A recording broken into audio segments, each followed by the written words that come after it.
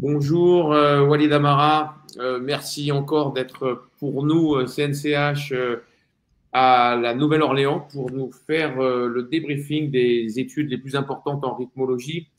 Ce matin, il est encore tôt et tu dois être sous la gestion du jet lag avant de rentrer bientôt.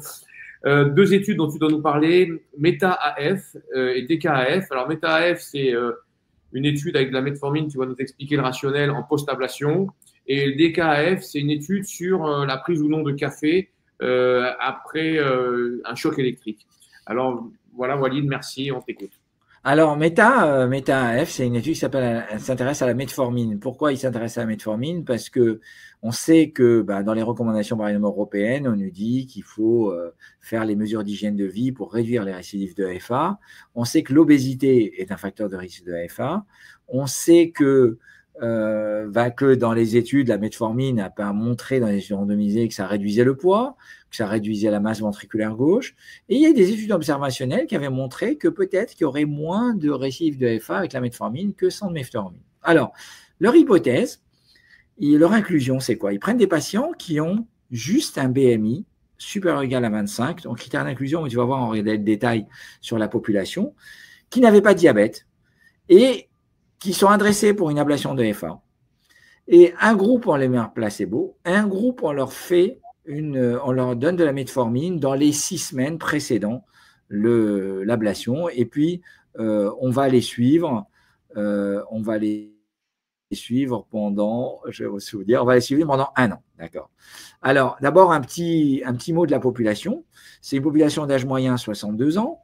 C'est des patients qui sont obèses, qui ont un index de masse corporelle à 32. La moitié, c'est des FA parocystiques. Et quand même, c'est des patients prédiabétiques dans 37% des cas. 12% avaient des antécédents d'AVC et 50% avaient déjà eu une cardioversion. Donc, plutôt des FA persistantes et plutôt des patients obèses. Et donc, essentiellement, qui ont été ablatés pour l'histoire dans les deux groupes par une ablation essentiellement par radiofréquence.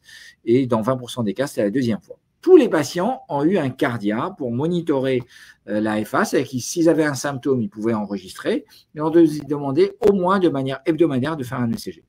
Il y avait 15% des patients qui avaient un pacemaker, donc on récupérait les données de leur pacemaker. Donc le critère primaire, qui sont les récidives de FA d'au moins 30 secondes, ça a été réduit de 50% après la blanking période de 3 mois. Donc 3 mois et 1 an, on a moitié moins d'événements dans le groupe metformine que dans le groupe conventionnel. Si on poussait, on mettait la blanking période qu'à 1 mois, on voit que l'effet il était encore plus important et ça réduisait le risque de 55%.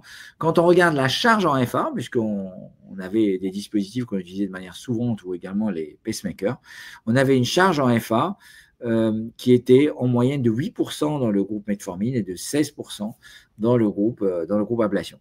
Alors, si on regarde le poids et l'hémoglobine glyquée, l'effet n'était pas net, il n'y avait pas de baisse de poids majeure et l'effet de l'hémoglobine glyquée, honnêtement, n'est pas significatif statistiquement en termes de comparaison. Donc, leur message simple, c'est de dire que la metformine chez les patients en surcharge pondérale, mais plutôt, on va dire, obèses, même sans diabète, pourrait être utile pour prévenir l'AFA. Alors, c'est par quel biais? Je ne sais pas. Est-ce que c'est par le biais finalement de l'amélioration du diabète ou peut-être de l'amélioration du poids ou d'effets dans ce sens-là? Je n'en ai pas trop d'idées. L'étude n'est pas encore publiée, mais ce sera intéressant de regarder le détail du papier une fois qu'il sortira. Voilà, c'est intéressant. Surtout que le résultat est quand même spectaculaire, 50%, c'est pas souvent qu'on a des chiffres comme ça.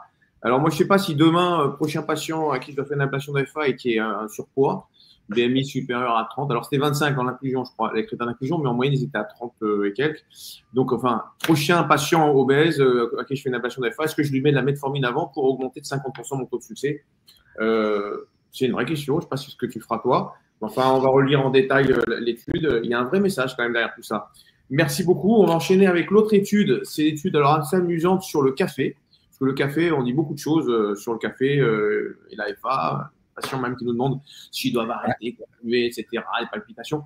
Donc là, tu as une étude à nous donner.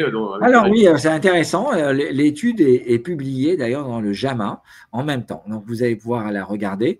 Et cette étude En fait, on dit classiquement que, enfin, par exemple, les recommandations américaines de 2023, elles disent que si les patients ont des épisodes de FA déclenchés par le café, on leur demande d'arrêter le café.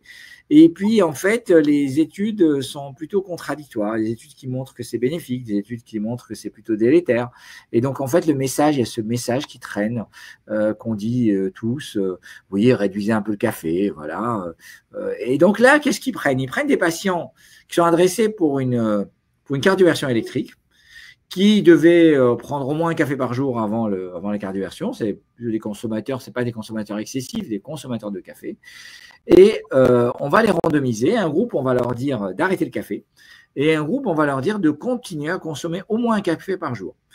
Et puis, on va les surveiller et on va regarder les survenues de FA dans les 6 mois qui suivent. Donc, en gros, ils incluent 100 patients dans un groupe et 100 patients dans l'autre. Ça donne quoi? C'est des patients, on va dire 68 ans d'âge moyen, 15% diabétiques, 10% de coronariens, 30% de syndrome d'apnée du sommeil, une oreillette gauche modérément dilatée, 46 millilitres par mètre carré surface corporelle, SHASVA moyenne 2,5.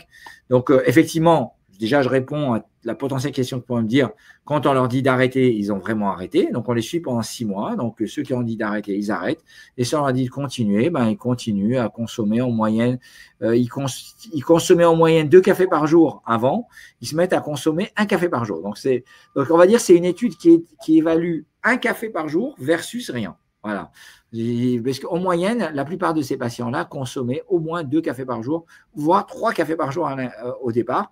Et puis, donc, il y a un groupe, il leur arrête complètement, et un groupe, il leur dit continuez 1 café par jour. Alors, le critère de récidive de FA ou de flutter, il y a moins de récidive dans le groupe consommation de café, avec un hazard ratio qui est de 0,61. C'est significatif, le petit p était de 0,10. C'était essentiellement pour les patients en FA. Pour le flotteur, il y avait une tendance favorable, mais il y avait très peu de flotteurs. Il y avait 6% de patients en flotteur. Donc, en gros, la consommation de caféine sous forme d'1 café par jour est associée à moins de récidive de FA après une cardioversion. Donc, c'est assez intéressant et je n'ai pas regardé encore le papier en détail, mais ce sera intéressant d'aller revoir le papier. Mais en tout cas, ça veut dire qu'en pratique, le message, je ne sais pas pour la metformine, mais pour le café, je leur dirais votre café du matin, allez-y. Bon, tu ne vas pas les inciter à en prendre quand même s'ils n'en prenaient pas. Voilà, oui, c'est ça. Pas en point de leur dire de le prendre. La limite, c'est effectivement, c'est qu'il y a 50 patients seulement dans chaque groupe. Que c'est 1 café et pas 2, 3 versus 0. Mais toujours est-il que voilà, les statistiques sont les statistiques. On verra le détail de l'étude, savoir sa fiabilité, savoir si c'est confirmé ces données-là. Mais en tout cas, voilà, ne pas fixer pour les brimer en leur obligeant à arrêter leur café, peut-être diminuer s'ils en prennent beaucoup, mais pas leur dire d'arrêter parce que même presque il faudrait leur dire d'en prendre. En tout cas, voilà le résultat de l'étude. Merci beaucoup de nous avoir rapporté ce résultat-là. Et puis, je salue tous les collègues du CNCH et tous ceux qui ont bien voulu nous suivre. Et on se voit au CNCH le 19 novembre. Merci beaucoup. 19 novembre. Merci Walid, merci.